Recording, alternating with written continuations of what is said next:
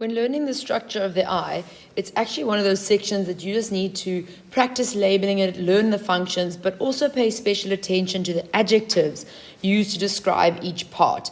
Because the adjectives used to describe the different parts will essentially give you the function of those parts, or will help you determine the function.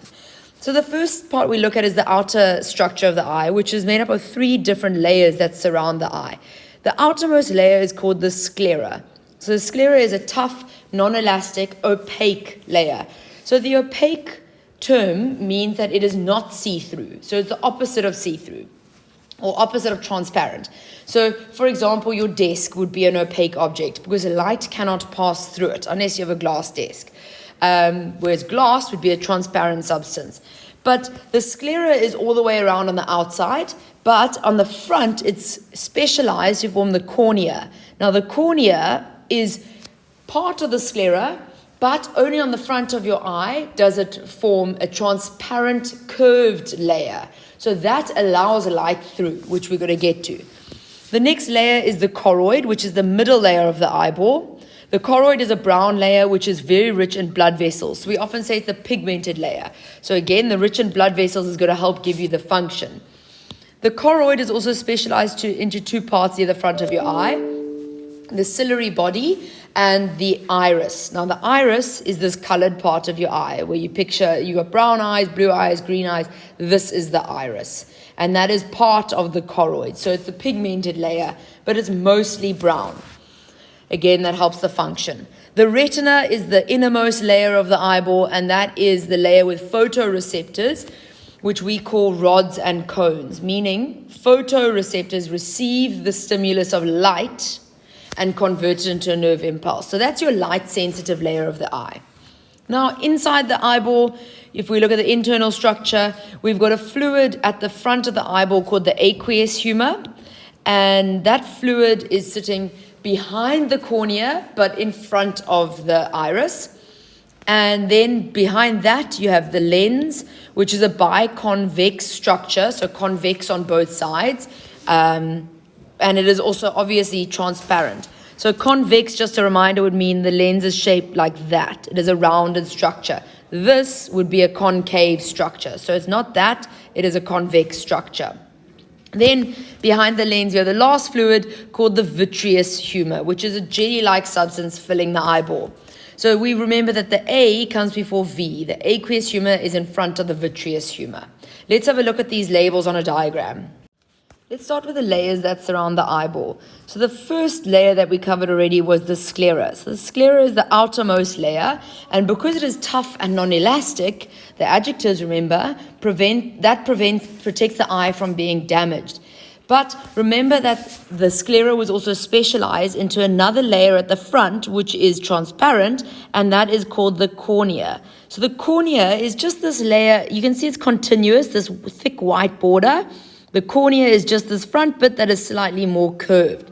Now, a label we didn't cover is just this little membrane that covers the front of the eyeball.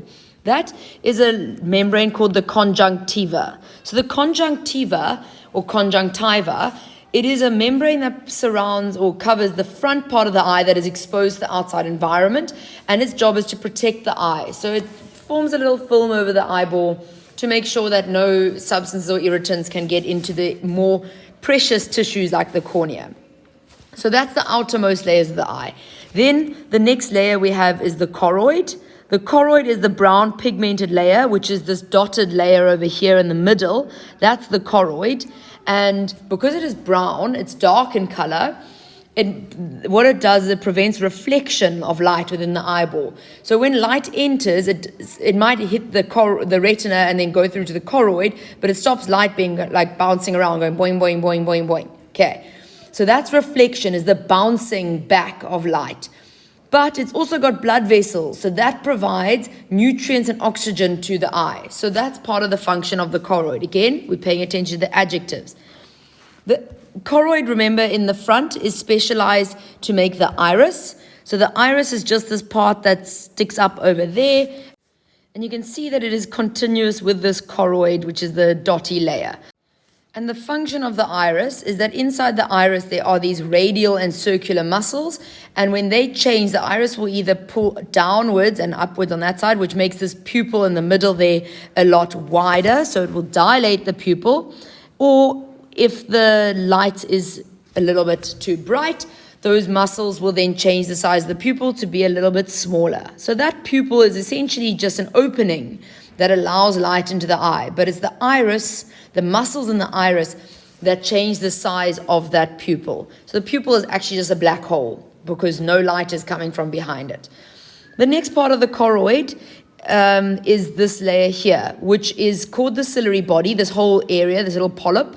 But that tiny little circle also on the top there, that is called the ciliary muscle, which is inside the ciliary body. So the ciliary muscle's job is to contract and relax, and you can see it is directly connected to the lens through the suspensory ligaments.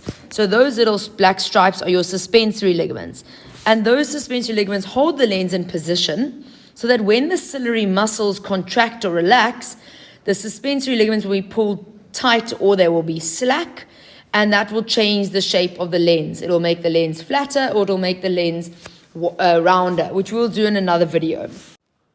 The last layer and the innermost layer of the eyeball is the retina.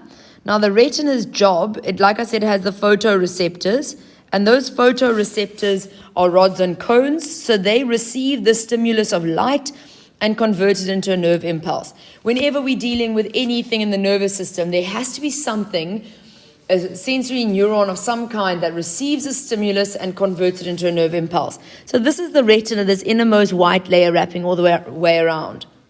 Now, part of this, you see this little indentation over here, that has a special term called the fovea, or the yellow spot. So that's that indentation.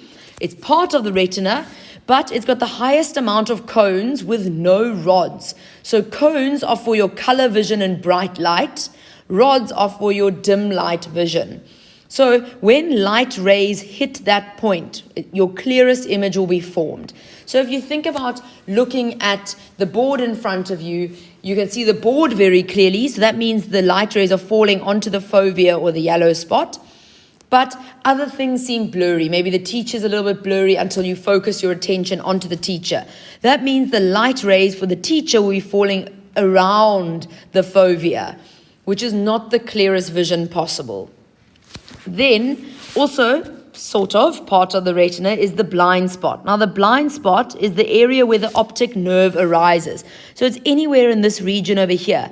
It is an area with no rods or cones, so therefore there is no vision formed there. You can Google how to find your blind spot, but your brain knows that sometimes light from around the room will hit your blind spot, which could result in you seeing black holes in your vision or black spaces, but your brain knows to fill in the gaps with all the information that it has from the room around you.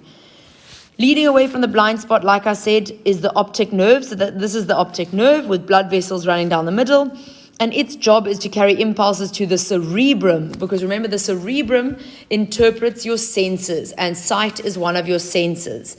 So not cerebellum, and not brain. Don't just say brain. The brain is a big part. So it sends impulses to the cerebrum to be interpreted. And obviously you have one from each eye. And if you damage your optic nerve, you will be blind. That sometimes comes up in a question. So you won't be able to send those impulses to the cerebrum. So your cerebrum doesn't receive any information, so it won't form an image in your brain. Now if we're looking at the internal structure of the eyeball, we've got the two different types of fluid as well as the lens. So the aqueous humor is the fluid that's in front here. So in the space that is just here, in front of the iris, behind the cornea, the aqueous humor provides the cornea with a bit of support, like a little bit of cushioning. But it also provides the lens and the cornea, which is in the front here, with oxygen and nutrients, for example, because it is like a tissue, like any other part of your body. Now, where is the lens? The lens is this big biconvex structure. You can see it's rounded, so it's biconvex, convex on both sides, and it will become rounder or flatter for near or distant vision, which is what we call the process of accommodation. So we'll look at that in the next video. And the last fluid is the vitreous humor, which I'm just going to put in the middle of the eyeball. And this whole area is filled with this jelly-like fluid. And again, the structure helps you determine the function because that jelly-like fluid maintains the shape of the eyeball. So it gives a bit of pressure on the inside so it doesn't collapse on itself. And the aqueous humor and the vitreous humor, both of these fluids play an important role in the refraction of light as well. So the cornea's job, light will come into the cornea here, and the cornea's job is to bend light in towards the opening because that is the pupil, and you want the lens to be able to receive all the light. Then the lens will bend the light, refract the light according to the distance that object is away from you. If it is a close object, it'll bend the light more. If it's a further object, it bends the light less. And then that light will be bent onto a focal point, which ideally for the clearest vision is the fovea. And then an impulse is created and sent to the cerebrum along the optic nerve. So you want these two parts to be fluid-filled, the aqueous humor and the vitreous humor, to be fluid, not air. Because if the light goes from a dense substance like the cornea into air, then the light is going to bend in the opposite direction and away from the lens area. So it just helps with the refraction of light by keeping a dense substance throughout the eyeballs.